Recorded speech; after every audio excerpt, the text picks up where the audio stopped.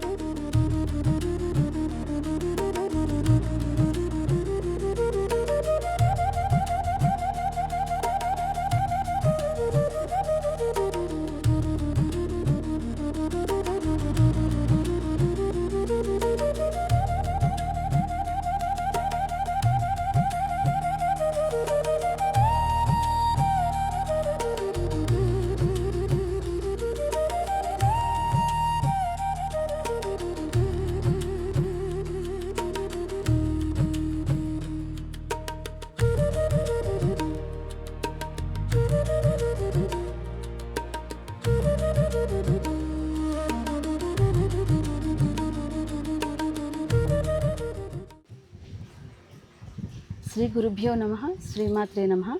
ఉపాస్మహి YouTube ఛానల్కు స్వాగతం. ఈరోజు మనం విద్యారణ్య వేద పాఠశాల యొక్క ఫౌండర్ శ్రీ మాడుగుల శశిభూషణ సోమయాజులు గారితో ఈరోజు మనం ఈ విద్యారణ్యం అసలు పెట్టాలన్న సంకల్పం, ఇంత పెద్ద ఒక ఫౌండేషన్ పెట్టి ఎంతోమంది విద్యార్థులకు వేదాన్ని నేర్పిస్తున్న గురువుగారితో ఒకసారి ఆ విద్యారణ్యం అసలు పెట్టాలని ఎలా అనిపించింది, దాని వెనకాల ఉన్న వారి యొక్క ఆంతర్యం ఏంటి అనేది తెలుసుకుందాం అండి. నమస్కారం గురుగారు. నమస్కారం. గురుగారు, మీ యొక్క అమూల్యమైన సమయాన్ని మాకు వెచ్చించినందుకు చాలా సంతోషంగా ఉందండి. దానికి ఎంతో మాకు ధన్యవాదాలు తెలియజేసుకుంటున్నాము. చాలా సంతోషమ్మా. ఉపాస్మహే పేరు చాలా బాగుంది. మీరు మీ యొక్క కార్యక్రమాల ద్వారా సమాజాన్ని ఉపాసనలోకి తీసుకువెళ్ళడానికి సంకల్పించినట్లు బహువచనంతో సంకల్పం ఉపాస్మహే అని చక్కని పేరు బాగుంది.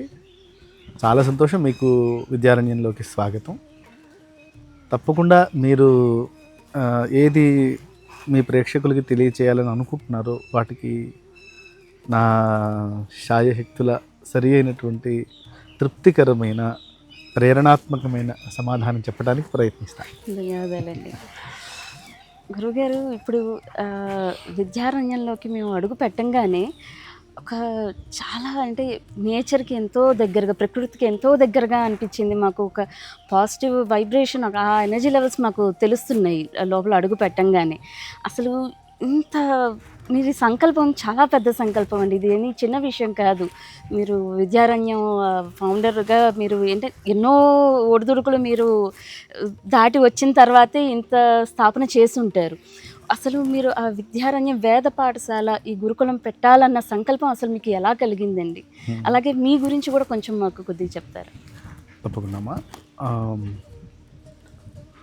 ఒకటేమో మనం చాలా కాలం వేరే దేశంలో ఉన్నాం అనుకోండి. ఇప్పుడంటే సరే వీడియో కాల్స్ ఉన్నాయి కాబట్టి అమ్మని మనం వీడియోలో చూస్తున్నాం. ఇప్పుడు అప్పట్లో లేవు అనుకోండి. ఊరికే నేను మా అమ్మకి మా నాన్నకి చాలా దూరంగా 10 ఏళ్ళు ఉన్నాను అనుకోండి. 10 ఏళ్ళ తర్వాత వచ్చేసరికి మా అమ్మ కనిపించేసరికి నాకు ఎలా ఉంటుంది, మా నాన్న కనిపించేసరికి ఎలా ఉంటుంది? ఆనందంగా ఉంటుంది కదా. వెళ్ళి వెంటనే వాళ్ళ దగ్గరికి వెళ్ళిపోయి వాళ్ళు గట్టిగా పట్టుకుని నమస్కారం చేసేసి కొద్దిసేపు మాట్లాడకుండా అలా వాళ్ళ ఆ సాన్నిహిత్యాన్ని ఎంజాయ్ చేద్దాం అని ఒక పిల్లవాడికి తల్లి దగ్గరికి తండ్రి దగ్గరికి చాలా కాలం తర్వాత వెళితే ఎలాంటి అనుభూతి ఉంటుందో, మీరు విద్యారణ్యానికి వచ్చి రాగానే మీకు కలిగిన అనుభూతి అలాంటిదే. చాలా కరెక్ట్గా చెప్పారండి. అవును. ఎందుకంటే మనమంతా ఇలాంటి వాతావరణంలోంచి పెరిగిన తల్లిదండ్రుల పిల్లలమే. ఎక్కడో మనమంతా మన తాతలు మన తండ్రులు ఇలాంటి ఒక పల్లెటూరి వాతావరణం, ప్రకృతి ఒడిలో కదా, మన మూలాల్లో మన విలువల్లో సమాజానికి మనం ఏం చేద్దాం అని ఆలోచించేటువంటి మంచి పవిత్రమైన హృదయాలలో పెరిగిన వాళ్ళ యొక్క అంశాలుగా మనం ఉన్నాం కదా. సో తప్పకుండా మనకి మన మూలాల దగ్గరికి వచ్చేసరికి మళ్ళీ మా అమ్మ దగ్గరికి వచ్చినట్లు, నాన్న దగ్గరికి వచ్చినట్లు అలా స్పందన రావడం చాలా సహజం కదా. అలాంటిదే ఇది. కాబట్టి మీ ఇక్కడికి రాగానే మీకు కలిగిన స్పందన మీ యొక్క స్వచ్ఛతని, మీ మూలాల పట్ల మీకున్నటువంటి భక్తిని తెలియజేస్తున్నాయి. అది చాలా సంతోషకరమైన విషయం. మొట్టమొదటిగా ఇది మా స్వగ్రామం. నా బాల్యం ఇక్కడ 5 ఏళ్ల వరకు ఇక్కడ ఉన్నాను నేను. తర్వాత దగ్గరలోనే ఒక 30 కిలోమీటర్ల దూరంలో మా అమ్మమ్మ వాళ్ళ ఊరుంది, తాడిపర్తి అని. అక్కడ పుట్టాను నేను. అమ్మమ్మ వాళ్ళ మొదటి సంతానం కదా, అక్కడ పుట్టాను.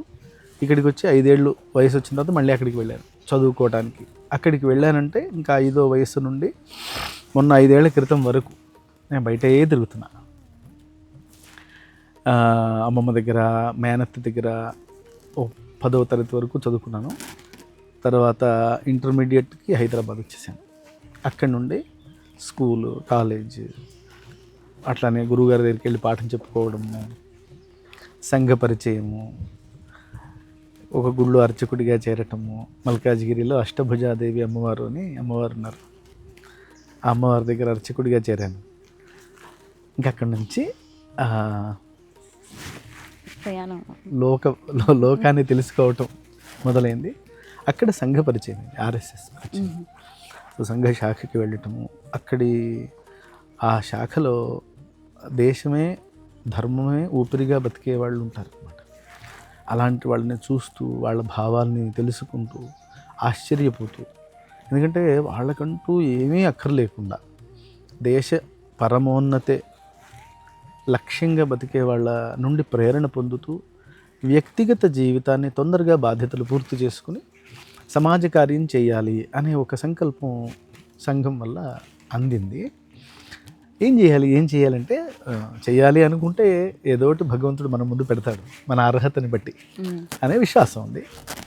అలా నా 36వ ఏట 2010లో నేను నా వ్యక్తిగత ఎర్నింగ్స్ నుండి నేను రిటైర్ అయ్యాను. నేను పౌరోహిత్యం చేసేవాడిని. అప్పటికి మల్కాజ్గిరిలో ఇల్లు కట్టుకున్నాను, ఏదో కొంత సంపాదించాను, చాలు ఇంకెంతకన్నా. ఎందుకంటే ఒక విశ్వాసం, ఒక నమ్మకం ఏమిటంటే నేను సంపాదించడానికైతే ఇక్కడికి రాలేదు ఈ భూమి మీదకి, ఏదో వేరే పని ఉంది, సంపాదనకి ఇంకా చాలు అని, తినడానికి ఎవరన్నా వస్తే పెట్టడానికి సరిపడా ఉంది కదా చాలు అనుకున్నాము. అనుకుని వైదిక ప్రయాణం మొదలుపెట్టాము. 2010లో ఉపాసనాగ్ని పునఃసంధానం చేసి అక్కడి నుంచి ఇక జీవితం మొదలుపెట్టి వైదిక జీవనాన్ని అర్థం చేసుకుంటూ మునుపటి మన వైదిక జీవన వైభవాన్ని తెలుసుకుంటూ వేదముల యొక్క గొప్ప భావాన్ని, ఆ వేదముల నుండి పుట్టిన జీవన విధానాన్ని, మనం యుగ యుగాలుగా వస్తున్నటువంటి ఈ గొప్ప జీవన విధానము, ఆ విలువలలో వచ్చిన రాజుల యొక్క నీతి, ధర్మము, అక్కడి నుంచి పుట్టిన పండితుల యొక్క లోక కళ్యాణ కాంక్ష, అంటే ఆ గురుకులం, ఆ వేదం, దాంట్లోంచి పుట్టిన వాళ్ళు ఈ లోకం మీద, శాస్త్రముల మీద, వివిధ విభాగాల మీద వేసిన ముద్ర, దాన్ని గురించి కొంచెం ఆలోచించే అవకాశం అప్పట్లో కలిగిందనమాట. అప్పుడు ఏ సాధనలు ఈరోజు మనకున్న ఈ వేగంగా నడుద్దాము అని అనుకుంటే కారు, ఎవరితో మాట్లాడితే మాట్లాడాలనుకుంటే వాళ్ళతో మాట్లాడడానికి ఫోను, కావాల్సినంత ఆర్థికంగా పుష్టిగా ఉండటం, ఎన్నో ఉన్నాయి సౌకర్యాలు కదా మనకి. ఇవేవి లేని సమయంలో తపస్సుతో అంతఃశక్తితో వాళ్ళు చేసినటువంటి పనులను గూర్చి ఆలోచిస్తే అమ్మో ఇంత శక్తి ఉన్నదా మన వేదములలో అని ఆలోచిస్తూ అలాంటి పండితుల్ని మళ్ళీ మనం ఈ సమాజానికి ఈ సమయంలో కావాల్సినట్లుగా తయారు చేయాలి అనే ఒక సంకల్పానికి, ఆ సంకల్పానికి అనుగుణంగా అనేక ప్రయత్నాలకి అంతిమ ఫలంగా ఈరోజు ఈ విద్యారణ్యం మీ ముందు ఉంది. ఒక బాధ్యత అంతేమా, అంటే ఇది నా సమాజం, ఇది నా దేశం, ఇది నా ధర్మం, ఈ సమాజం వల్ల నేను ఇలా ఉన్నాను, నేను బాగున్నాను కదా, నేను ఒకవేళ బాగా ఆలోచించగలుగుతున్నానంటే ఆలోచించటానికి యోగ్యుడిగా తయారు చేసిన వాళ్ళు వేల మంది ఉంటారు. మనకి తెలిసి కొందరు, తెలియక కొందరు మనని ప్రభావితం చేస్తుంటారు. వాళ్ళందరికీ మనం రుణపడి ఉంటాం.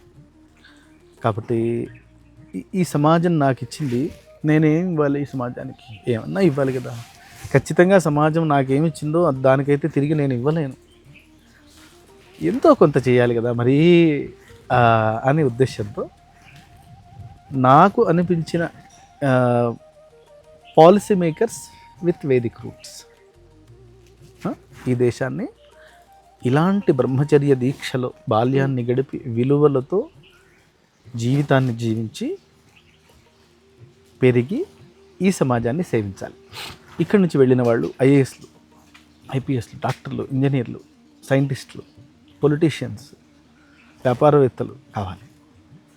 ధర్మబద్ధంగా ఈ సమాజ శ్రేయస్సు, కళ్యాణమే పరమావధిగా వాళ్ళు బతకాలి.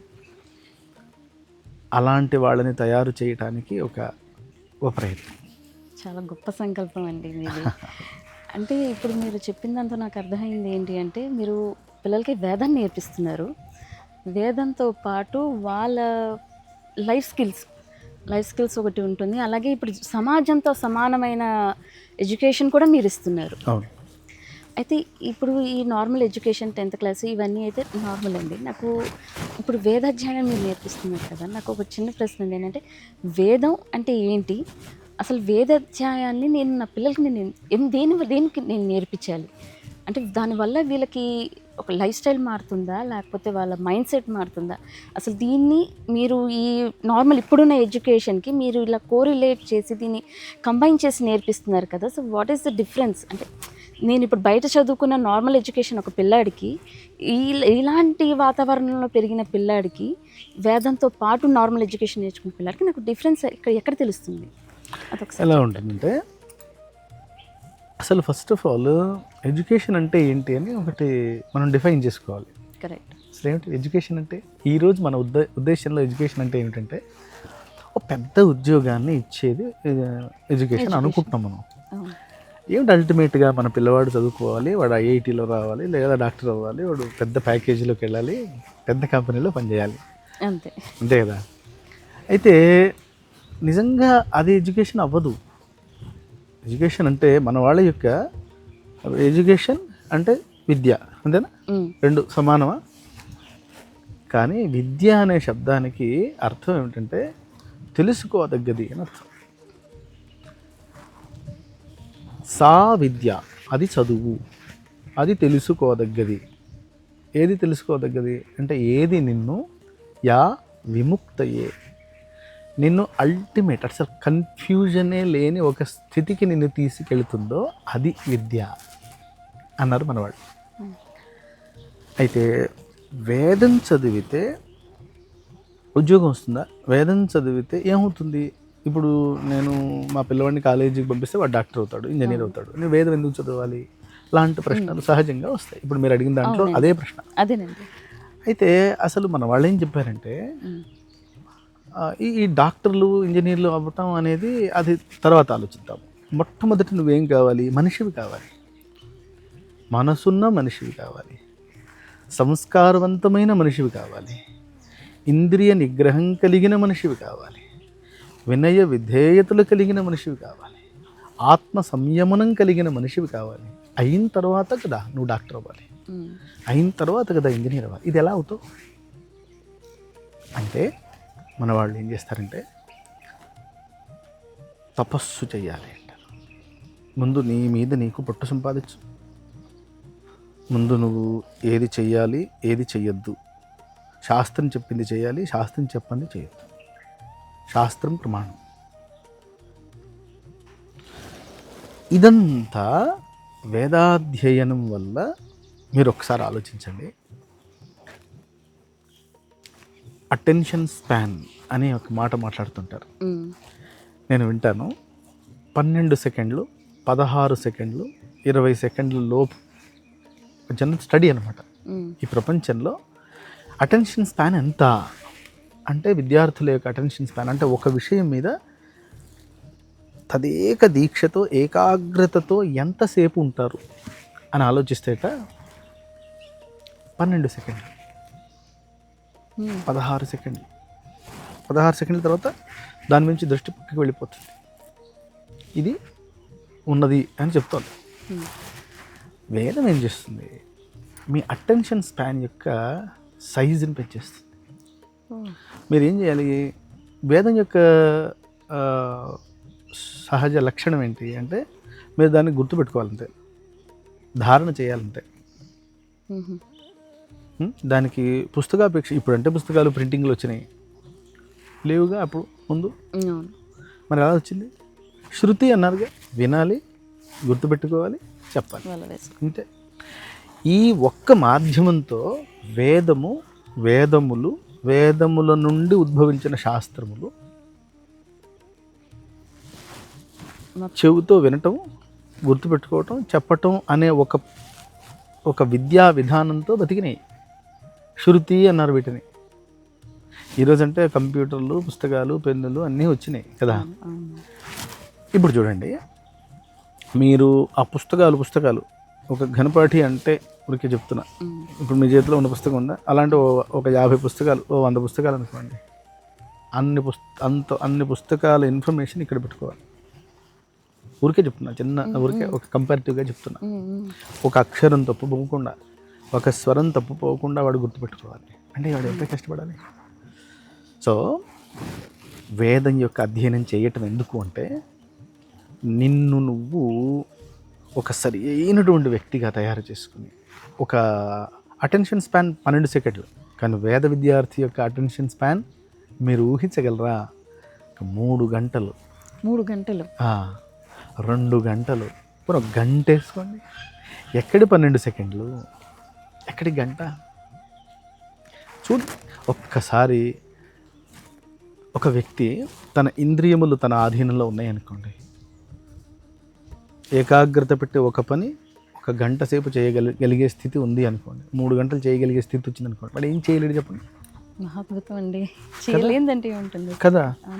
వేదం ఎందుకు చదవాలి అంటే, అసలు నువ్వు నీలో ఉన్న చైతన్యాన్ని బయటికి తీయటానికి చదవాలి. ఒక్కసారి బయటికి తీసిన తర్వాత ఏమవుతుందంటే అమ్మా, ఈ కోర్సులన్నీ చిన్నవి. ఒకడు 10 సంవత్సరాల పాటు కష్టపడ్డది వీడు సంవత్సరంలో కొట్టేస్తాడు కదా. అవునండి, మీరు ఇంత అటెన్షన్ స్పాన్ ఉన్నప్పుడు అదేమీ అసాధ్యం కాదు ఆ పిల్లడికి. అది ఇలాగే ఎలా వేదం చదవాలో మీరు చూడండి. ఇప్పుడు మనం స్కూల్కి వెళ్తాం కదా, స్కూల్లో నేను ఒక క్లాస్ అయిపోయింది, నాకు సంవత్సరం అంతా అయిపోయింది, నాకు పరీక్షలు పెట్టారు. పరీక్షలు పెడితే నేను మ్యాథమెటిక్స్లో నాకు ఒక పుస్తకం అంతా ఉంది, దాంట్లోంచి ఒక 100 ప్రశ్నలు ఇచ్చారు నాకు. దాంట్లోంచి అన్నీ కాదు, 100 ప్రశ్నలు ఇచ్చారు. 100 ఇస్తే దాంట్లో 35కి నేను రాస్తే సమంగా నాకు పాస్. నేను 60 రాస్తే ఫస్ట్ క్లాస్, 90 రాస్తే అద్భుతం, 99 వస్తే మహా అద్భుతం కదా. ఏదో స్టేట్ ర్యాంక్ అవే వచ్చేస్తాయి. ఇదేమో ఇక్కడ స్టాండర్డ్. వేదం స్టాండర్డ్ వినండి. ఓ పుస్తకం ఉందా, పుస్తకం చెప్పాలి. ఒక్క అక్షరం అంటే దాంట్లోంచి 100 కాదు, పుస్తకం మొత్తం అంతా చెప్పాలి. మొదటి అక్షరం దగ్గర నుంచి చివరి అక్షరం దాకా చెప్పాలి. ఎలా చెప్పాలి? మొత్తం చెప్పాలి, ఒక్క తప్పు పోకుండా చెప్పాలి. ఒక్క తప్పు పోయినా ఫెయిలే. ఓ అంటే 100% పాస్. 99%, 99.9%, 99.99% కూడా ఫెయిల్. ఇప్పుడు చెప్పండి, వేదాధ్యయనం యొక్క స్టాండర్డ్ ఇది, ఇక్కడ స్టాండర్డ్ ఇది అనుకోండి. అసలు చెప్పండి ఒకసారి, ఏమిటది ఆ బలం ఏమిటి? అసలు పోలికుందా? పోలిక అసలు ఎక్కడా లేదండి అది. అది. అందుకని మీరు చూడండి, వేదం చదువుకున్నటువంటి వాడు ఆయుర్వేదం డాక్టర్ అయ్యాడు అనుకోండి. అప్పట్లో ఆయుర్వేదంగా డాక్టర్. అవునండి. చరక సంహిత మొత్తం కంఠస్థం.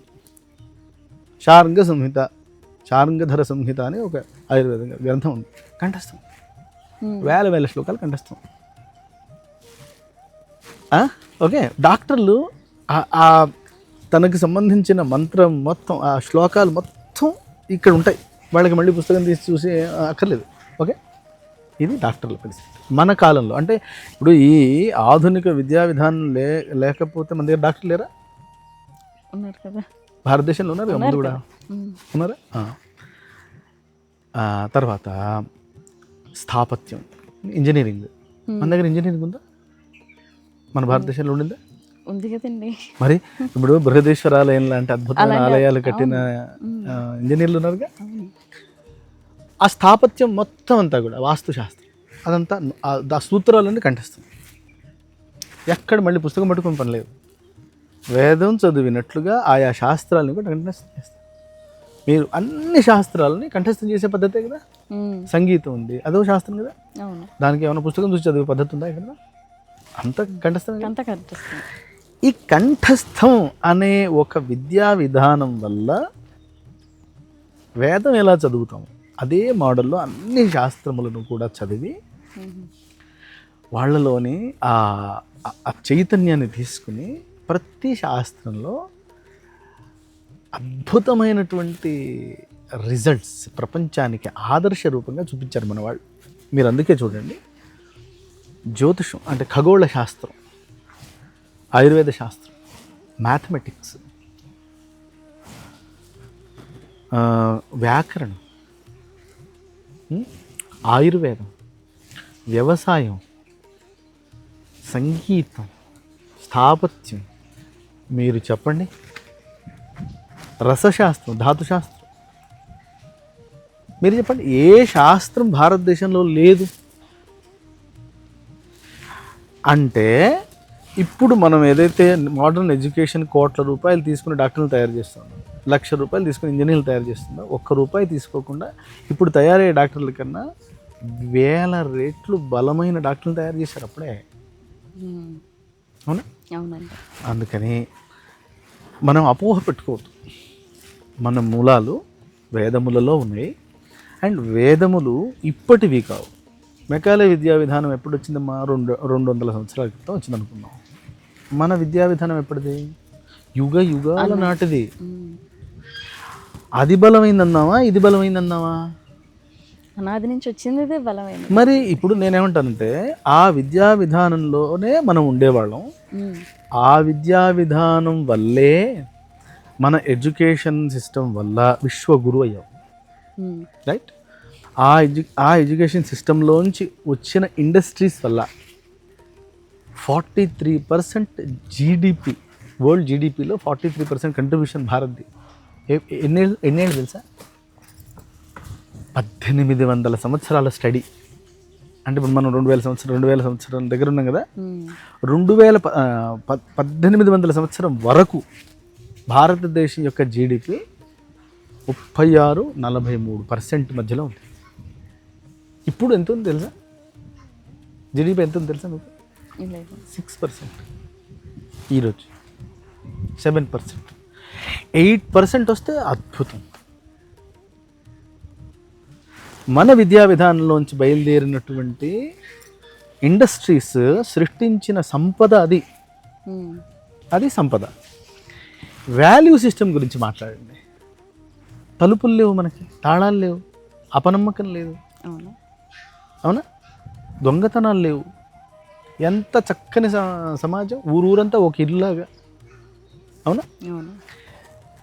సో వాల్యూ సిస్టమ్ అలాంటిది. అందువల్ల నేను ఏమంటున్నానంటే మన భారతీయ జీవన విధానం ఏదైతే ఉందో టైం టెస్టెడ్. అది యుగ యుగాల పాటు అద్భుతాలను సృష్టించినటువంటి జీవన విధానం, విద్యా విధానం మనది కాకుండా మనం ఏదో పట్టుకున్నాం ఏదో అయిపోయింది. ఇప్పుడు మనం ఎవడు ఆపుతున్నాడు? మన మూలాలకు మనం వెళితే ఏమైంది? అవునా కదా? అవునండి. ఏమిటి తప్పు? చక్కగా వెళదాం అని తల్లిదండ్రులు, మీలాంటి తల్లిదండ్రులందరికీ ఇలాంటి ఆలోచనలు మీరు చెయ్యొద్దు. మీ పిల్లవాడు డాక్టర్ కావడం ఎంత ముఖ్యమో, మంచి డాక్టర్ కావడం అంతకన్నా 1000 రెట్లు ముఖ్యం. అయితే ఇప్పుడు అవుతున్న డాక్టర్లు మంచి డాక్టర్లు కాదని నేను అనను, కానీ అంతకన్నా మంచి డాక్టర్లు ఇక్కడ అవుతారంటున్నా. ఇంకా 1000 రెట్లు బలమైన డాక్టర్గా తయారవుతారు, 1000 రెట్లు బలమైన ఇంజనీర్లుగా తయారవుతారు ఈ మూలాల్లో మీ పిల్లల్ని పెంచితే. నేనేమడుగుతున్నానమ్మా, పెద్ద విషయం కాదు, అంటే సమాధానం చాలా పెద్దగా అవుతుంది అని అనుకోకండి. పర్లేదండి, నేను కొంచెం చెప్తాను.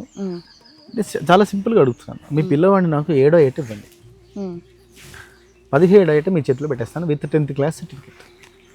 సింపుల్. మీ దగ్గర ఉంటే అదే దగ్గర చేయిస్తారు. అవునండి, నేను అదే చేయిస్తాను.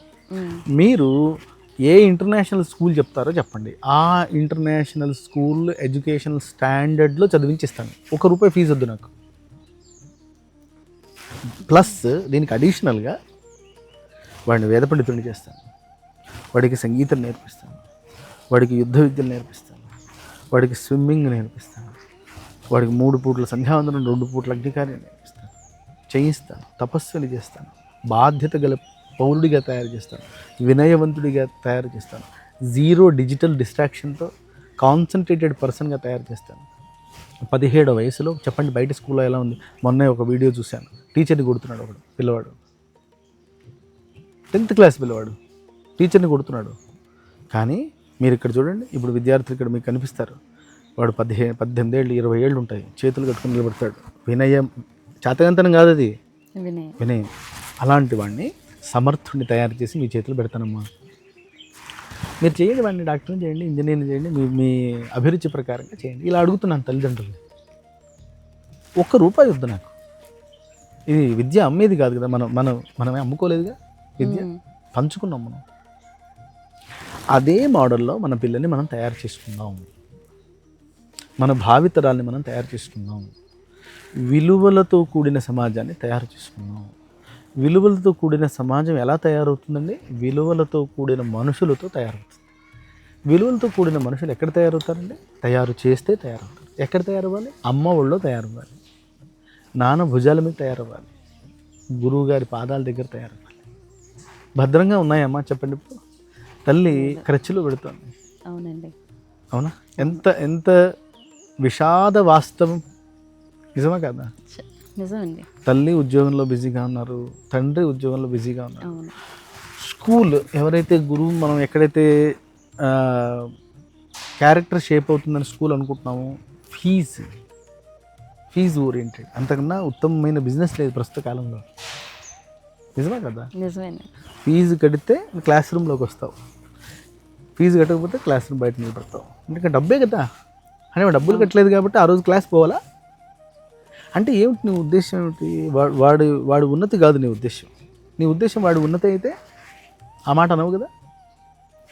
సో అమ్ముకుంటున్నాం విద్యను కదా. అది కాకుండా మనం మనదైన మూలాలలో, మనదైన విలువలతో మన భావితరాల్ని తయారు చేసుకుందాం. దీనికి మీరు ధైర్యంగా ఉండండి. మీ మాధ్యమంగా మీరు ఒక కన్న తల్లిగా పేరెంట్స్ని మీరు రిప్రజెంట్ చేస్తున్నట్లుగానే మీరు అడిగారని అనుకుంటున్నాను. అలాగే మీకే సమాధానం చెబుతూ అందరికీ చెప్పినట్లుగా ధైర్యంగా ఉండండి. మనం మన పిల్లల్ని బంగారాలా తయారు చేద్దాం. మీరు తయారు చేస్తే మంచి ఉద్యోగిని తయారు చేస్తారు, నేను తయారు చేస్తే మంచి ఉద్యోగాలు ఇచ్చేటువంటి ఒక నాయకుడిని తయారు చేస్తాను. చాలా గొప్పగా చెప్పారండి. నేను లీడర్ని తయారు చేస్తాను. ఎందుకంటే మేము చేస్తే ఉద్యోగస్తులనే చేస్తాము, మీరు ఏకంగా వాళ్ళని ఉద్యోగాలు ఇప్పించే లీడర్ని తయారు చేస్తాను అంటున్నారు. ఇది నా వాగ్దానం. ఎవరికి? మీ మాధ్యమంగా తల్లిదండ్రులందరికీ నా వాగ్దానం ఇది. మీరు తప్పకుండా నన్ను నమ్మండి. నన్ను నమ్మటం అంటే ఈ శరీరాన్ని నమ్మటం కాదండి. నేను వేదమును రిప్రజెంట్ చేస్తున్నాను, గురుకులాన్ని రిప్రజెంట్ చేస్తున్నాను. గురుకులంని నమ్మండి అంటున్నాను. నన్ను నమ్మటం అంటే అర్థం ఏంటంటే మన గురుకుల విద్యా విధానాన్ని నమ్మండి అని అంటున్నాను. ఎందుకు నమ్మాలండి? ఎందుకు నమ్మాలంటే ఈ గురుకులంలోంచే మనం సగరుడు, మాంధాత అని రాముడు, కృష్ణుడు లాంటి బెస్ట్ ఎవర్ రూలర్స్. ఎవడైనా ఇప్పుడైనా రామరాజ్యం అంటారు, ఇంకేమన్నా వేరే రాజ్యం అంటారా ఏమిటి అంటారా? అంటారు కదా, రామరాజ్యం అంటారు. సో మీరు చూడండి, అలాంటి వాళ్ళని ప్రొడ్యూస్ చేసినటువంటి ఈ సిస్టమ్, దీన్ని నమ్మండి. మీరు మీ పిల్లల్ని ఇవ్వండి, చాలా సంతోషంగా ఉంటారు. నాది గ్యారెంటీ. చాలా చాలా గొప్ప సంకల్పం అండి అసలు మీది. ఇది నిజంగా మాకు అసలు మీరు అలా చెప్తుంటే ఎలా అనిపిస్తుంది, ఇప్పుడే తీసుకొచ్చి పిల్లల్ని జాయిన్ చేసేయాలేమో దీంట్లో అన్నంత భావన కలుగుతోంది. ఎందుకంటే మీరు నాకు కళ్ళ కట్టినట్టు చూపించారు. ఇప్పుడు నేను మామూలు ఎడ్యుకేషన్ నేర్పిస్తున్న నా పిల్లాడి స్థాయి, ఇప్పుడు ఈ మూలాలతో పెరుగుతున్న పిల్లాడి స్థాయి కళ్ళ కట్టినట్టు కనపడుతుంది. అసలు ఆ విలువలు కానీ, అంటే ఇప్పుడు ఉన్న సమాజంలో మీరు అన్నట్టు డిస్ట్రాక్షన్స్ ఉన్నాయి, మొబైల్లో ఉన్నాయి, అలాగే బయట సమాజంలో వాళ్ళు తిరిగే సొసైటీలో ఉండే పిల్లల వాతావరణము ఉంటుంది. ఇన్ని రకాల డిస్ట్రాక్షన్స్ మధ్యలో నుంచి ఇక్కడ ఇలా తీసుకొచ్చి ఎప్పుడైతే చిన్నతనంలోనే ఇలాంటి విలువలతో పెంచినప్పుడు తర్వాత బయటికి వచ్చిన తర్వాత ఇంకేవి అంటుకోవు. అవును. ఇంకొక మాట అండి, ఇప్పుడు మనం ఏం ఆలోచిస్తామంటే పిల్లలకి స్వేచ్ఛ, పిల్లలకి ఏముంటే ఎందుకు స్వేచ్ఛ అండి? ఎందుకు స్వేచ్ఛ ఇవ్వాలి చెప్పండి? స్వేచ్ఛ ఇవ్వద్దు. వాడు శిక్షణ పొందాలి, కఠినమైన నియమాలతో కూడిన శిక్షణ పొందాలి. వాడు స్వేచ్ఛ ఇవ్వనే వద్దు. వాడు బాధ్యతాయుతమైన వ్యక్తిగా స్వేచ్ఛని ఇస్తే ఆ స్వేచ్ఛని సద్వినియోగం చేసుకునే సంస్కారం వచ్చిన తర్వాత స్వేచ్ఛనివ్వాలి. ఎందుకు స్వేచ్ఛనివ్వాలి? ముందే వాడికి ఇచ్చే స్వేచ్ఛతో వాడు పాడవుతాడు, ఒకవేళ 10 మందిని పాడు చేస్తాడు కదా. అందువల్ల ఇలాంటి స్వేచ్ఛలు ఏమిటి అదే అభ్యుదయ భావాలతో మాట్లాడదు. మనం బాధ్యతాయుతమైన వ్యక్తులుగా మాట్లాడుకుందామండి. మనం నిజం మాట్లాడుకుందాం, ఎవరు ఏదో అనుకుంటారని మనం మాట్లాడద్దు. మనం ఒక విగ్రహాన్ని తయారు చేయాలి అంటే మొహమాటం లేకుండా ఆ శిలని కొట్టాలి అంతే. అవును. పెద్ద పార్ట్ తీయాలంటే పెద్ద దెబ్బ కొట్టాలి, చిన్న పార్ట్ తీయాలంటే చిన్న దెబ్బ కొట్టాలి. పెద్ద గర్భగుడిలో పెట్టే మూర్తి కంటే కొన్ని లక్షల దెబ్బలు కొట్టాలి, మెట్టు దగ్గర పెట్టేదానికి ఒక చిన్న దెబ్బలు కొట్టాలి. ఈ దెబ్బలు కొట్టకుండా విగ్రహం తయారవుతుందండి. మొహమాట పడితే ఎట్లా, అయ్యో పాపం, అయ్యో రాయి దాన్ని కొడితే అయ్యో అనుకుంటే అది విగ్రహం తయారవుతుంది, రాయిలానే ఉంటుంది. అలాగే మనం వ్యక్తుల్ని తయారు చేయాలి. దానికి కావాల్సిన శిక్షణ ప్రేమతో, బాధ్యతతో. ఒక తల్లి కొడుకు తప్పు చేస్తే కొట్టిందంటే అదే కసితో కొట్టినట్టు కాదు కదా, వాడు బాగుపడాలని కొడుతుంది. తండ్రి కొడితే, తండ్రి తిడితే, తండ్రి మందలిస్తే వాడు బాగుపడాలని. అలాగే గురువు కూడా మందలించాలి. మందలించకపోతే ఎట్లాగా? మందలించే పూర్తి హక్కు ఉంది. తల్లికి ఎలా ఉందో, తండ్రికి ఎలా ఉందో, గురువుకి ఎలా ఉందో తప్పకుండా మందలించాలి, చక్కగా తయారు చేయాలి. అవునా కదా? అవునండి. అది ఇప్పుడు ఇక్కడ చదివే విద్యార్థులు ఒక టైం టేబుల్ కానీ సిలబస్ కానీ అసలు డే వాళ్ళది ఎలా స్టార్ట్ అవుతుందండి, ఒకసారి చెప్తారా? అదేనండి, ఇప్పుడు వీళ్ళు ఉపనయనం చేసుకుని మన దగ్గరికి వస్తారండి. పొద్దున్న 4 నుండి రాత్రి 9:30 వరకు వీళ్ళ కాలాంశాలు ఉంటాయి. పొద్దున్న 4కి వీళ్ళకి సుప్రభాతం ఉంటుంది. అక్కడ నుంచి వాళ్ళు కాలకృత్యాలు తీర్చుకుని 4:30కి అధ్యయనానికి కూర్చుంటారు. 6 వరకు చదువుకుంటారు, ఆవృత్తి వేస్తారు, సంథలు ఉంటాయి, అలా ఉంటాయి. 6 నుండి 7 వరకు అనుష్ఠానం ఉంటుంది. పొద్దున పూట సంధ్యావందనం, అగ్నికార్యం, అనుష్ఠానం ఉంటుంది. 7 నుండి 8 వరకు బ్రహ్మయజ్ఞం చెప్తారు, అధ్యయనం ఉంటుంది. మళ్ళీ 8 నుంచి 8:30 వరకు అల్పాహారం ఉంటుంది. 8:30 నుంచి 9 వరకు ప్రార్థనా సమావేశం అని ఉంటుంది. వాళ్ళు డే ప్లానింగ్ అంతా చేసుకుంటారు. ఆ అరగంటలో ఒక 5 నిమిషాలు నెల మొత్తంలో రోజుకు ఒక 5 నిమిషాలు కేటాయిస్తూ ఒక దేశభక్తి గీతాన్ని నేర్చుకుంటారు. రోజుకు ఒక 5 నిమిషాలు కేటాయిస్తూ నెల మొత్తంలో 4 సుభాషితాలు కంఠస్థం చేస్తారు. ఒక 10 నిమిషాల పాటు ప్లానింగ్ చేసుకుంటారు, ఉదయం నుంచి సాయంత్రం వరకు ఏం జరగాలని సూచనలు. పాఠశాల వాళ్ళే నిర్వహిస్తారు, విద్యార్థులే. వాళ్ళలోనే ఒక నాయకుడు ఉంటాడు, కార్యవాహ అంటాం మేము వాడిని. అట్లా ముఖ్య శిక్షకుడు ఉంటాడు, వాడికి ఆ కార్యవాహకి ఒక క్యాబినెట్ ఉంటుంది, వాళ్ళకు ఒక టీం ఉంటుంది. మొత్తం ఒక 45-50 మంది విద్యార్థులు మేనేజ్మెంట్లో ఉంటారు. విద్యార్థులే పాఠశాల అంతా విద్యార్థులే నడుపుతారు, మేము నడపం. మేము వాళ్ళకి సహకరిస్తాం అంతే. వాళ్ళు అదంతా ఈ అరగంటలో 8:30 నుంచి 9 మధ్యలో జరుగుతుంది. 9 నుంచి మళ్ళీ 12 వరకు అధ్యయనం ఉంటుంది, చదువుకుంటారు. 12 నుంచి 1 గంట వరకు మాధ్యాహ్నిక సంధ్యావందనం, భోజనం. 1 గంట నుంచి 2:30 వరకు మళ్ళీ చదువు ఉంటుంది, వేదం. 2:30 నుంచి 5 వరకు ఫార్మల్ ఎడ్యుకేషన్ ఉంటుంది. 5 వరకు, 5 నుండి 6 వరకు సాయంత్రం పూట శారీరక కార్యక్రమాలు ఉంటాయి. అంటే ఫిజికల్ ఫిట్నెస్ కోసం మన విద్యార్థులకి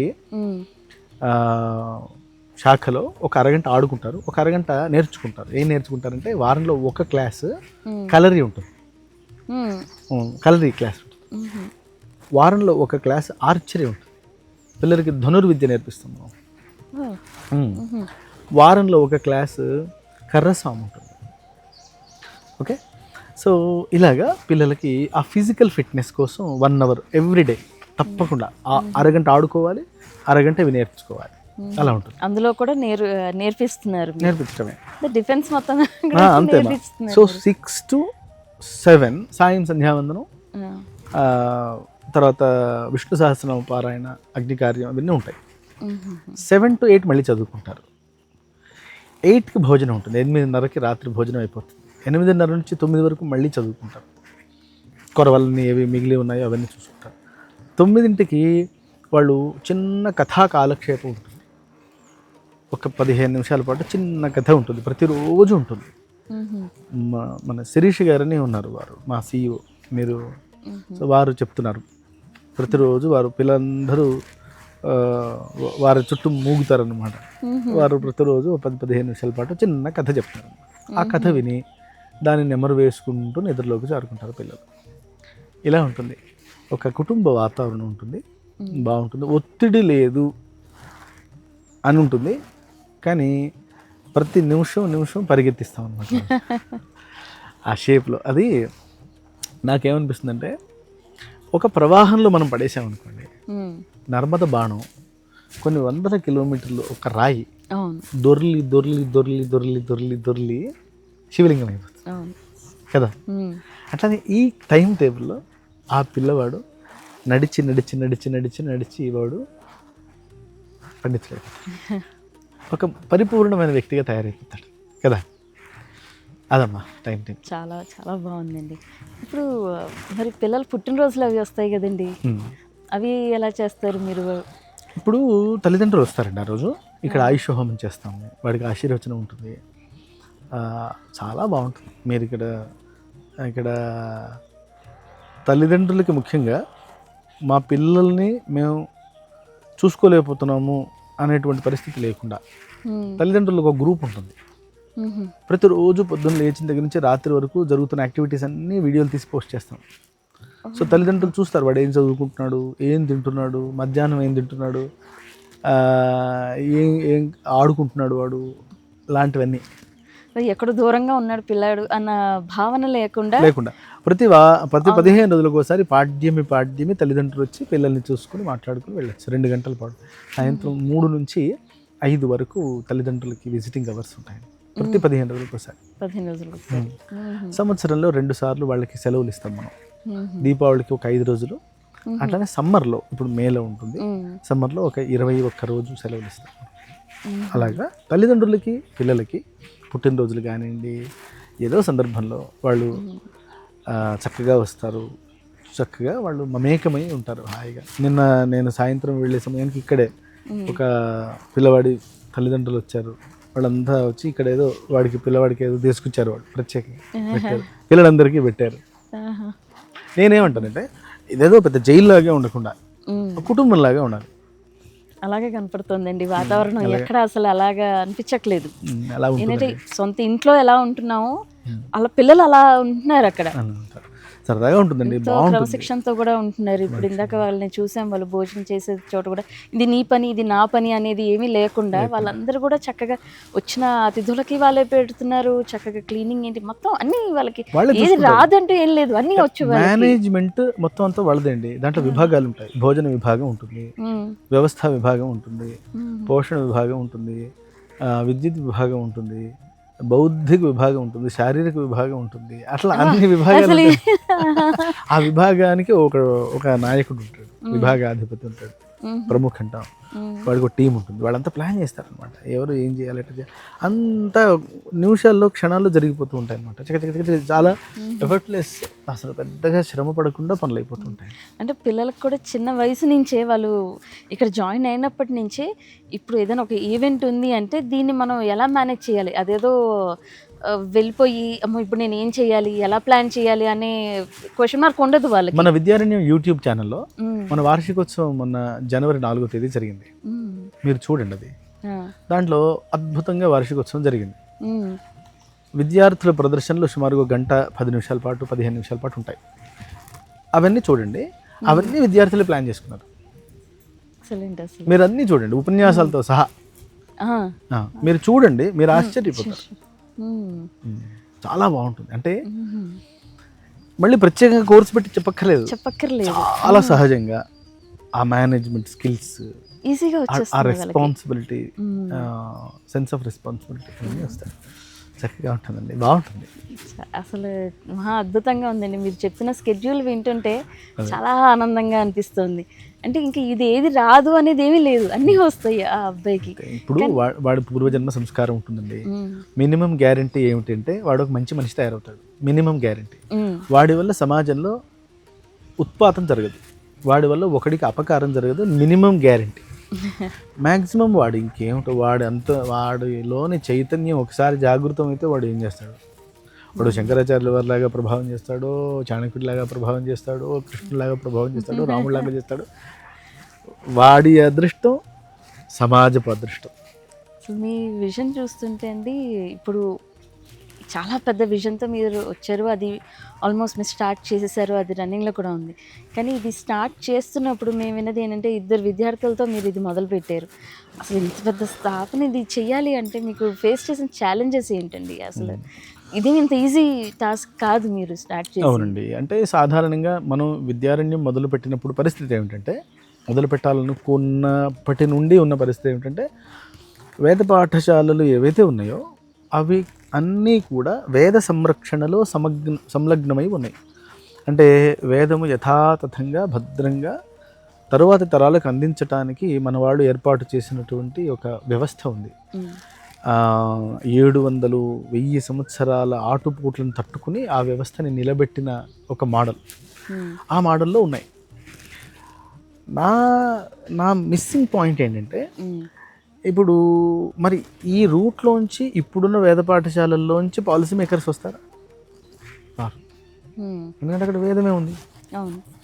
ఇప్పుడు కాంటెంపరీ సొసైటీకి కావాల్సినటువంటి వాళ్ళైతే రారు కదా, మరి రావాలి కదా అని ఒక కొత్త ఆలోచన. సరే, కొంచెం వేదం తగ్గించి ఫార్మల్ ఎడ్యుకేషన్ సైజ్ పెంచుదామా అంటే, ఎందుకు తగ్గించాలి వేదం? మన సామర్థ్యం పెంచుకుంటే బెస్ట్ కదా, అవును, మన మేనేజ్మెంట్ స్కిల్స్ పెంచుకుంటే బెటర్ కదా అని రెండింటిని సమప్రాధాన్యంగా పెట్టాలి. వ్యక్తి నిర్మాణం అని ఒక 4 భాగాలు చేసి, వేదం, ఫార్మల్ ఎడ్యుకేషన్, సంగీతం, యుద్ధ విద్యలు. అంటే మనసు చాలా సంవేదనతో ఉండాలి, ఫిజికల్ ఫిట్నెస్ ఉండాలి, మన మూలాలతో కనెక్టెడ్గా ఉండాలి, ఆధునిక జీవనానికి తగ్గట్లుగా ఉండాలి.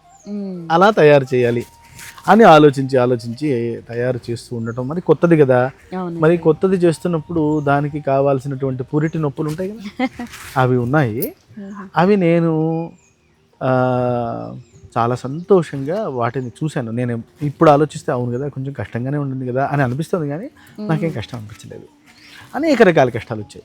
అంటే ఇప్పుడు వేదం ఎందుకు, వేదం మాకు చెవులు కర్ణ కఠోరంగా ఉంది అని మాట్లాడిన వాళ్ళతో యుద్ధాలు చేశాం.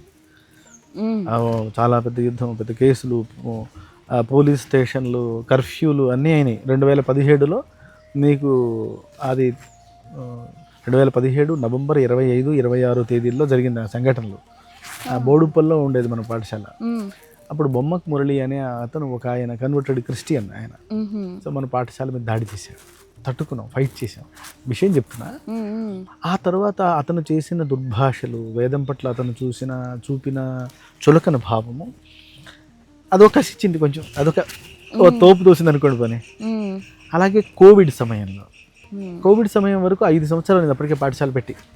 అప్పుడు పరిస్థితి ఏమిటంటే అప్పటి వరకు పడ్డ శ్రమంతా వృధా చేయాలి, పంపించేయాలి. ఇక అయిపోయింది అక్కడికి, మళ్ళీ జీరో మొదలు పెట్టాలి. అదొక ఆప్షను. లేదు, హైదరాబాద్ నుంచి తీసుకొచ్చి ఇక్కడ పెట్టుకుని కాపాడుకోవాలి, అదో ఆప్షన్. ఈ ఆప్షన్ ఎంచుకున్నాను. ఈ ఆప్షన్ ఎంచుకోవటం వల్ల ఎలాగో మేనేజ్మెంట్ కొంచెం ఛాలెంజింగ్ ఉంటాయి కదా.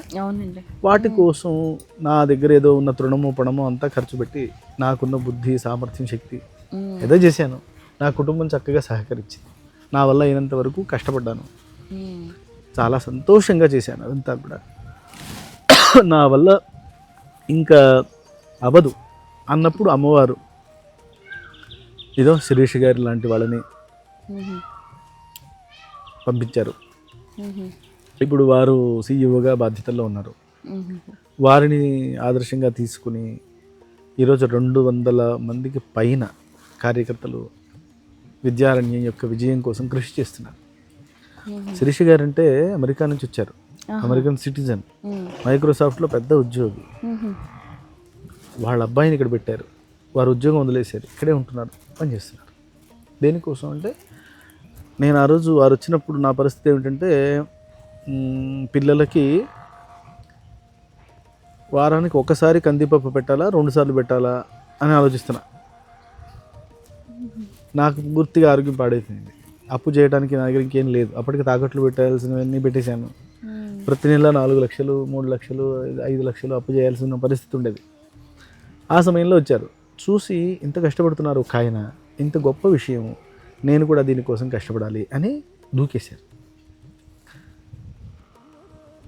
వారిని ఆదర్శంగా తీసుకుని ఈరోజు ఎంతమంది అండి, వాళ్ళు డాక్టర్ గారు ఉన్నారు, ఒక కార్డియాలజిస్ట్ రాజేశ్వరి గారని, జర్మనీ నుంచి వచ్చేసారు. ఆవిడ 3 పిల్లల్లో పెద్ద పిల్లవాడిని ఇక్కడ పెట్టేశారు, ఇంకా 2 పిల్లల్ని ఇక్కడ పెడతారు.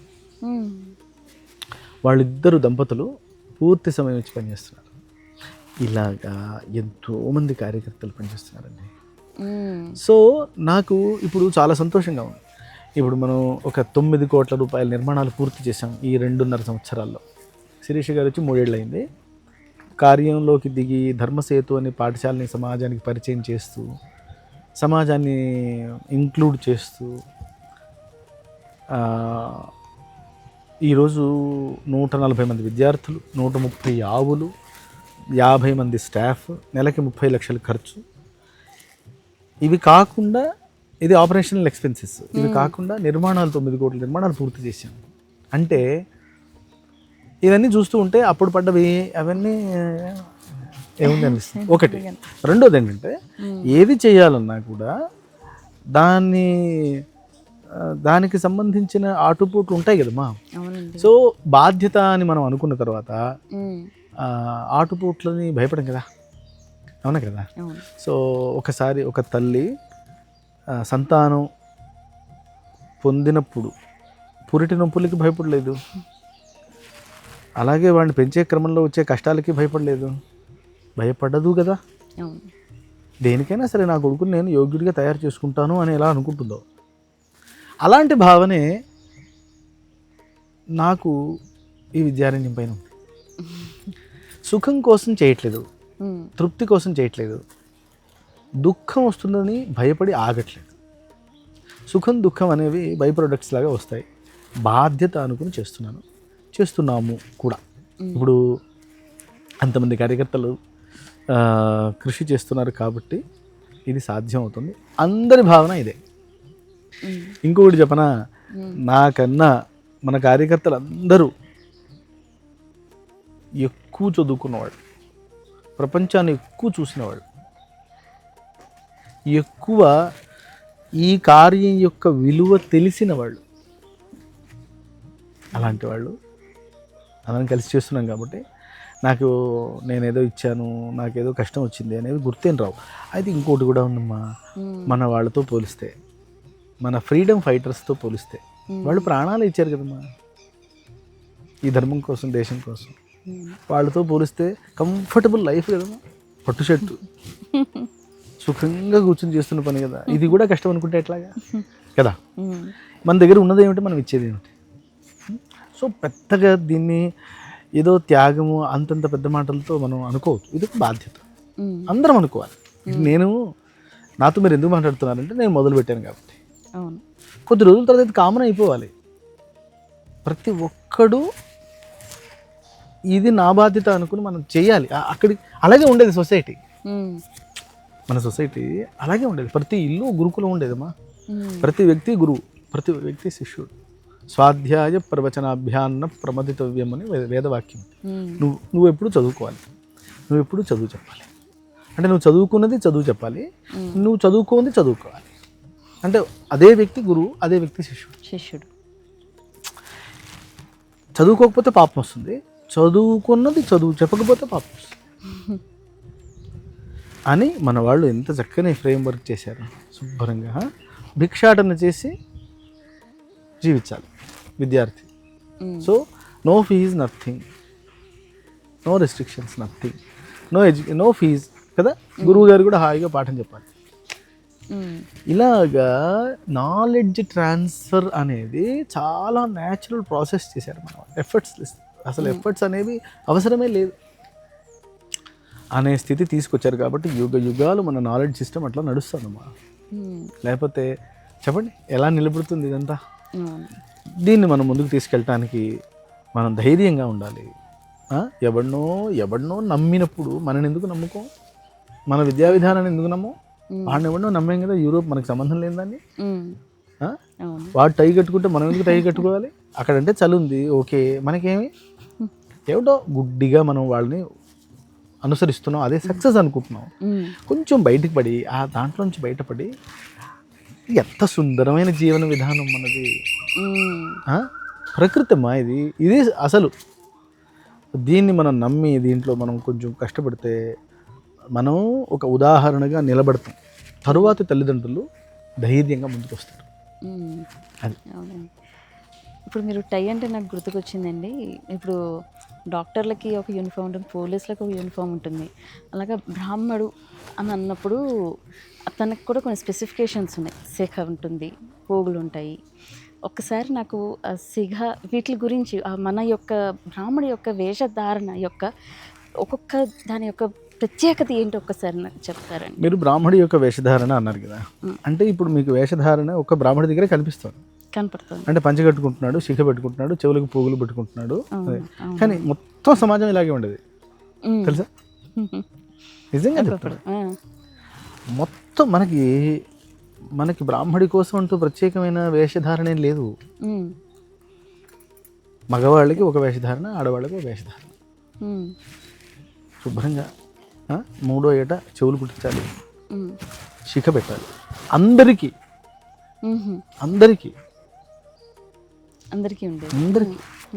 దండధారణ, చేతిలో దండ ఉండాలి. వాడు తపస్సు చేయాలి. బ్రాహ్మడైతే వాడు వేదరక్షణ, శాస్త్రరక్షణ, వాడు పనేది మొత్తం అంతా. అగ్నిహోత్రాలు చేయాలి, లోక కళ్యాణం కోసం తపస్సు చేయాలి. ఆ తపస్సు సమాజానికి ధారపోయాలి.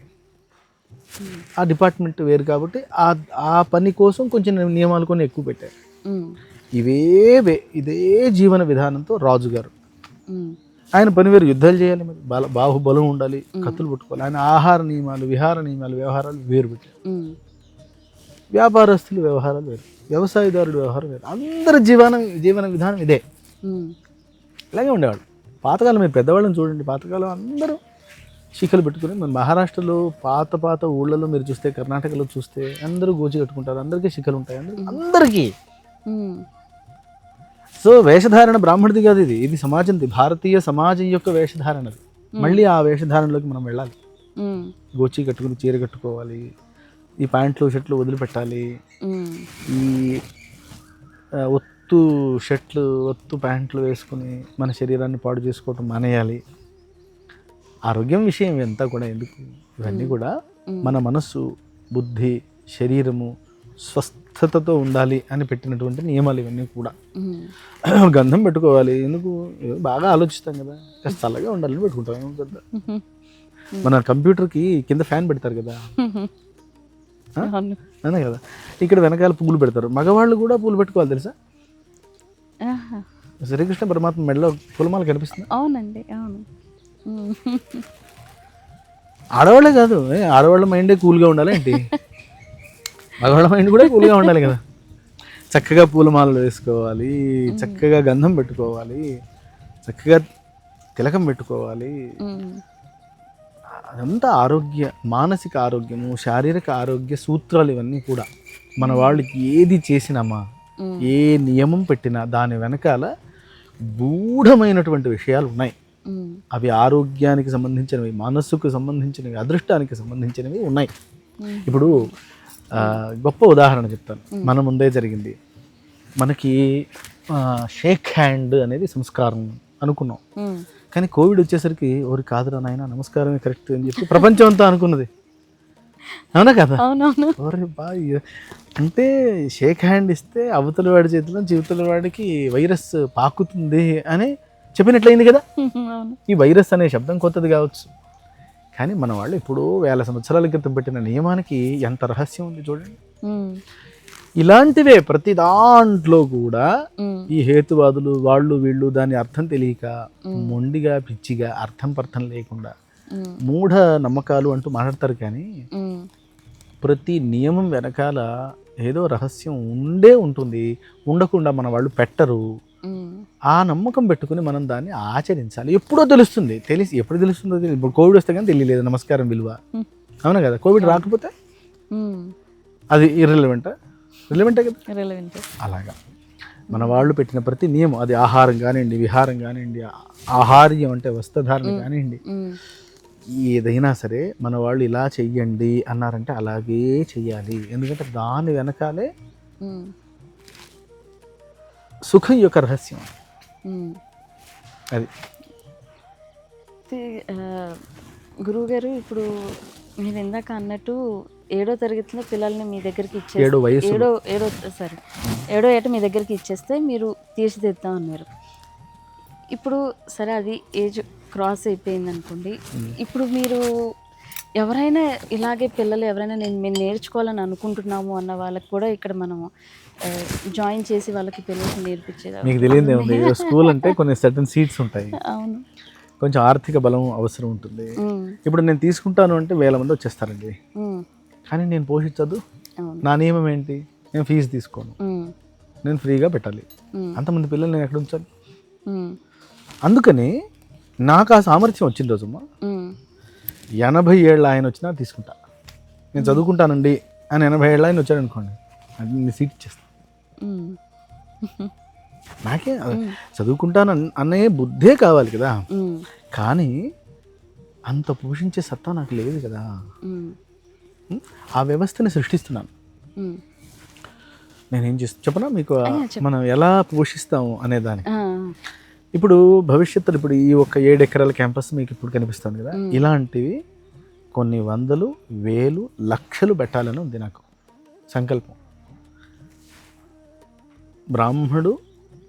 బ్రాహ్మణుని కోసము ఏర్పాటు చేసినటువంటి ఆచార నియమాలను బట్టి చదువుకోవాలి. హిందువులందరూ గురుకుల ఆచార పద్ధతిలో అన్ని విద్యలు చదువుకోవాలి.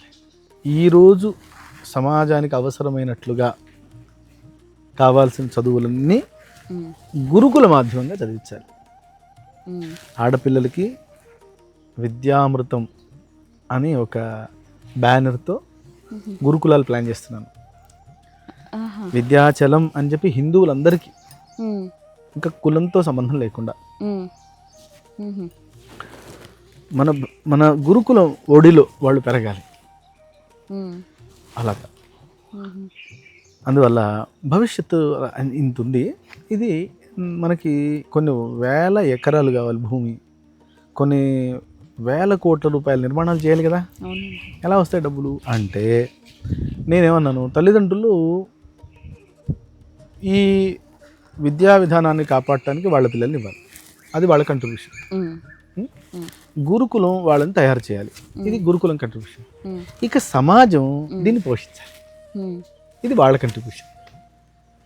ఎలా పోషించాలి అంటే, నేను దానికి ఏం చేశాను, ఇంతకు ముందు ఎలా పోషించేవాళ్ళు భిక్షాటం. విద్యార్థి ఇంటి ముందుకు వచ్చి భవతి భిక్షాందేహి అంటే భిక్ష వేయాలి, అన్నం పెట్టాలి కదా. అవును. అలాగే ఇప్పుడు విద్యార్థుల్ని ప్రాక్టికల్గా భిక్షకి పంపించడం సాధ్యం కాదు. అందుకని మేము బయలుదేరాం భిక్షకి. ఏమంటాను అమ్మా, ఈ గురుకుల వ్యవస్థని నేను నిలబెడతాను. సో మీరేం చేయాలి అంటే, ప్రతి నెల ఫోన్ బిల్ కడుతున్నారు కదా, అవును. కరెంటు బిల్లు కడుతున్నారు కదా, అవునండి. నల్లా బిల్లు కడుతున్నారు కదా, ప్రాపర్టీ ట్యాక్స్ కడుతున్నారు కదా, ఇంటర్నెట్ బిల్లు కడుతున్నారు కదా, ఓటీటీల బిల్లులు కడుతున్నారు కదా. అలాగే వేదం బిల్లు కూడా కట్టండి. ఏమండి? అవునండి, మేమంటే ఓటీటీ అంటే చూస్తాం కాబట్టి కడతాం, కరెంట్ అంటే వాడుకుంటాం కాబట్టి కడతాం, నల్లా అంటే నీళ్లు వాడుకుంటాం కాబట్టి కడతాం, వేదం బిల్లు ఎందుకు కట్టాలి అని మీరు అడగాలి. అప్పుడు నేనేమంటానంటే, ఫ్రీగా వద్దు, మీ గోత్రనామాలతో వేద పాఠశాల ప్రతి నెల మీ యోగక్షేమాల కోసం 5 హోమాలు చేస్తుంది. చండీ హోమం, రుద్రహోమం, గణపతి హోమం, సుదర్శన హోమం, ఆవహంతి హోమం, 5 హోమాలు చేసి మీ యోగక్షేమాలని కాంక్షిస్తూ పుణ్యం మీకు ధారపోస్తుంది. ఫ్రీగా వద్దు. ఇది తీసుకున్నారు కదా, ఇక మీరు మీ సంపాదనలోంచి మీకు ఎంత చేతనైతే అంత, నో ప్రైస్ ట్యాగ్. మేము నెలకి ఇంతే ఇవ్వాలి లేదు, అసలు మీకు ఎంత చేతనైతే. ఇప్పుడు భగవంతుడికి సమర్పించే సమయంలో ఉన్నవాడు 100 రూపాయలు ఉన్నవాడు ఆస్తింతా రాసి ఇవ్వచ్చు, లేదా అదేమిటి దిగదుడు పట్టుంటారు చూడండి, ఉన్నదంతా బంగారం అంతా ఇలా తీసేసి హుండీలో వేసేయచ్చు, అలా ఇవ్వచ్చు. 100 రూపాయలు వేయచ్చు హుండీలో కదా. అలాగే ఇది కూడా. మీరు నాకు చెప్పండి, దేవాలయంలో ఆ మూలమూర్తి కూర్చున్నాడు, ఎక్కువ డబ్బులు ఇచ్చిన ఆయనకి ఎక్కువ ఆశీర్వచనం, తక్కువ డబ్బులు ఇచ్చిన ఆయనకి తక్కువ ఆశీర్వచనం ఉంటుందా? ఉండదుగా. అలాగే ఈ వేదమాత ఆశీర్వచనం కూడా తల్లి కొడుకుకి ఇచ్చినట్లే ఇస్తుంది. మీరేం చేయాలి? తల్లికి కొడుకు ఇచ్చినట్లు ఇవ్వాలి. వాడేమిస్తాడు? వాడికి చేతనైనంతలో. ఇప్పుడు నాకు 10,000 జీతం ఉందనుకోండి, నేను 500 రూపాయల చీర కొనుక్కొని మా అమ్మకి భక్తిగా ఇస్తాను. నాకు 1 కోటి రూపాయల శాలరీ ఉందనుకోండి, మా అమ్మకి 10 లక్షల రూపాయల నగ కొనుక్కుని అమ్మ మెడలో వేస్తాను. కానీ ఇద్దరు ఇచ్చేప్పుడు వాళ్ళిద్దరి భావన ప్రేమ ఒకటేగా. అంతే భావంతో ఇవ్వాలి. ఇలా జీవనాడి అన్నాం మనం దాన్ని. జీవనాడిలో మీరు చేరితే మీ గోత్రనామాలతో జరుగుతాయి, జరిగితే పుణ్యం మీకు వస్తుంది, మీరు ప్రతి నెల మీరు ఇవ్వాలి. దీన్ని జీవనాడి అన్నాం. ఈ జీవనాడిలో ఇప్పుడు ఈ ఒక్క గురుకులం నడవాలంటే 10,000 కుటుంబాలని చేర్చాలి. 10,000 కుటుంబాలని ఈ గురుకులం బాధ్యత మాది అని అనుకుంటే ఇది నడిచిపోతుంది ఎప్పటికీ. ఇప్పుడు నేను వెళ్ళిపోతానండి, కానీ ఇది ఎప్పటికీ ఉండాలి. సూర్యుడు చంద్రుడు ఉన్నంత వరకు ఉండాలి గురుకులం, నడుస్తూనే ఉండాలి. అంటే ఎవరు పట్టుకోవాలి? సమాజం పట్టుకోవాలి. సూర్యుడు చంద్రుడు ఉన్నంత వరకు ఉండేది ఎవరు? సమాజం. మనుషులు మారచ్చు. గంగా ప్రవాహంలో నీళ్లు ఉన్నాయి నిరంతరం, కానీ నిన్న చూసిన నీళ్ళు కాదుగా, ఈ కొత్త నీళ్ళు ఇవి. అలాగే హిందూ సమాజం ఉంది. ఆ హిందూ సమాజం ఎప్పుడు దీన్ని పట్టుకోవాలి కదా. అది సంకల్పం. ఈ జీవనాడిలో మొత్తం సమాజాన్ని, ఏమండి, మొత్తం భారతదేశంలో ఉన్న ప్రతి కుటుంబాన్ని జీవనాడిలో చేర్చామనుకోండి, ఇలాంటివి ఎన్ని పెట్టచ్చు? అసలు భారతదేశం ఎందుకండి? అసలు ప్రపంచం అంతా ఎందుకు అనుకోవద్దు? ఓ మాట చెప్పండి నాకు. ఇప్పుడు ఈ భూమి మీద పుట్టిన ప్రతి ఒక్కడు నా కొడుక్కి మంచి విద్య రావాలి, నా కూతురికి మంచి విద్య రావాలి అనుకుంటారుగా. మీరు అమెరికాకి పంపించట్లేదు మంచి చదువు కోసం. అలాగే అమెరికాలో ఉన్నవాడికి బెస్ట్ ఎడ్యుకేషన్ అని ఇలా సెర్చ్ చేస్తే విద్యారణి రావాలి. వాడు చదివి అరే మా అబ్బాయి ఇక్కడ చదువుకోవాలి కదా అనుకోవాలి. అనుకుని అప్లికేషన్ ఫామ్కి వాడు ఫిలప్ చేయాలి, మనం అడగాలి సీటు, మనం ఇచ్చేయాలి. ప్రపంచం మొత్తం అసలు ఎవరిని వదలొద్దు. అక్కడెక్కడో 200 సంవత్సరాల క్రితం మెకాలే బుద్ధిలో పుట్టిన విద్యని మన మీద రుద్దితే, మన విద్యని ప్రపంచం మీద రుద్దద్దు. మనం రుద్దద్దా? వద్దా? రుద్దలేండి. అంతే, అంతకన్నా తక్కువ ఆలోచన చేయొద్దు. అందువల్ల ఈ వ్యవస్థని మనం పటిష్టం చేయాలి, ఉమ్, చేస్తాం, చెయ్యగలం. ఇదో నా గొంతు పరిమితం, నేను పాఠం చెప్పగలను, సమాజానికి చెప్పలేనుగా. మీరు చెప్పాలి, మీ బాధ్యత ఇది. మీరు మీ బాధ్యత తీసుకున్నారనుకోండి, ఏమిటి సాధ్యం కాదు, అంతా సాధ్యం. ఉమ్, సో ఈ వ్యవస్థని బలపరచడానికి మీరు కృషి చేయండి, దీన్ని నలుగురికి చెప్పడానికి ప్రయత్నించండి. ఎందుకంటే తెలిసిందనుకోండి, ఉమ్, సమాజం పరిగెత్తుకొస్తుంది. సమాజం బాగుండాలి అని కోరుకునేవాళ్ళు 99% మంది ఉంటారు. ఉమ్, వాళ్ళ పని వాళ్ళు చేసుకుంటూ ఉంటారు. ఎక్కడ అని మనం చెప్తే అందరూ స్పందిస్తారు. ఉమ్, అవును. ఈ ఈ సమాజం నాశనమైపోవాలి అనుకునేవాడు 1% ఉంటారు. వాళ్ళు ఫుల్ యాక్టివ్గా ఉంటారు, నానా రచ్చ చేస్తుంటారు. ప్రపంచం అంతా వాళ్ళే ఉన్నారని అనిపిస్తుంది మనకి. అలా ఏముండదు కదా. ఉమ్, మంచివాళ్ళు బోళ్ళంతమంది ఉన్నారు, మంచివాళ్ళు ఉన్నారు కాబట్టి చక్కగా ఉన్నాం మనం ఉమ్, కదా. అవును. అది తప్పకుండా అండి. ఈ ఉపాస్మహే యూట్యూబ్ ఛానల్ ద్వారా మీ యొక్క సత్సంకల్పాన్ని మా వంతు సాయంగా మేము 10 మందికి చేరగలిగి, అలాగే వాళ్ళ దగ్గర నుంచి కొంత సహాయము, అలాగే పిల్లలు కూడా ఇలా జాయిన్ అవుతుంది, మాకన్నా ఆనందపడేవారు మరొకరు ఉండరు. అదే కావాలమ్మా, అదే కావాలి. చాలా చాలా సంతోషం గురువు గారు, మీ యొక్క అమూల్యమైన సమయాన్ని మాకు ఇచ్చారు. చాలా చాలా థ్యాంక్ యూ. చాలా సంతోషం తల్లి. ఈ సందర్భంగా ఉపాస్మహే ఛానల్ ప్రేక్షకులందరికీ నేను ప్రత్యేకంగా విద్యారణ్యాన్ని చూడటానికి మీరు తప్పకుండా రావాలి అని ఆహ్వానిస్తున్నాను. మనం ఇప్పుడు ఈ విద్యారణ్యం ఇక్కడ హైదరాబాద్ పక్కన ఈ బ్రాంచ్ ఇది 10 సంవత్సరాలు అయిపోయింది, 11వ సంవత్సరంలో ఉన్నాం ఇప్పుడు ఉత్తరాంధ్రలో కూడా పార్వతీపురం దగ్గరలో ఒక 14 ఎకరాల్లో ఉత్తరాంధ్ర విద్యారణ్యం అని ఒక గురుకులం మొదలుపెట్టడానికి భూసేకరణ అంతా అయిపోయింది. అలాగే తిరుపతిలో కూడా మనది ఒక బ్రాంచ్ రాబోతుంది. సో ఇలాగా మనం అందరం కలిసామనుకోండి, మనం ఇలాంటి వ్యవస్థల్ని కొన్ని వందల్ని, వేలని, లక్షల్ని పెట్టచ్చు.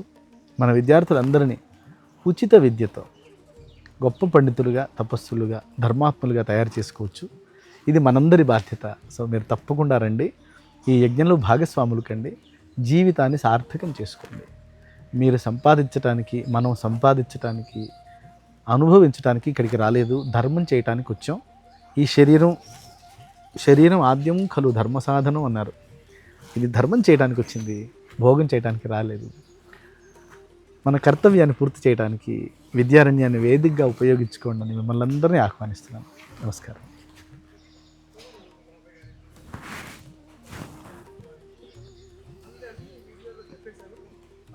థ్యాంక్ యూ అండి. చాలా సంతోషం.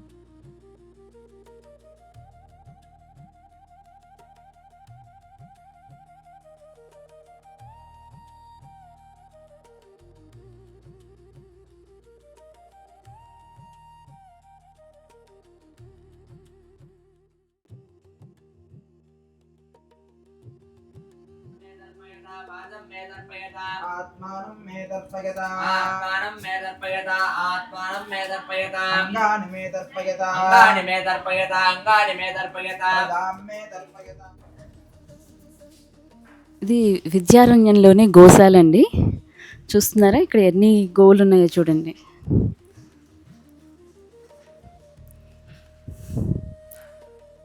బుజ్జి దూడపిల్ల కూడా తిరుగుతుంది.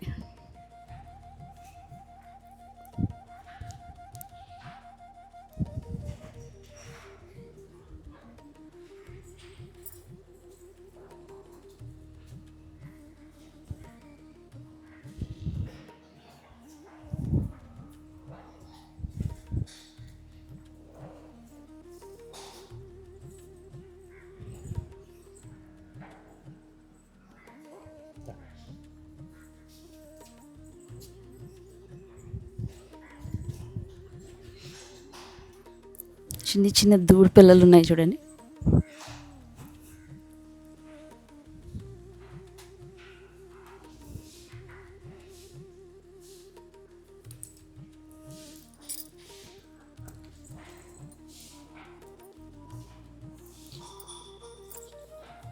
నిన్ను కూడా అనాలా?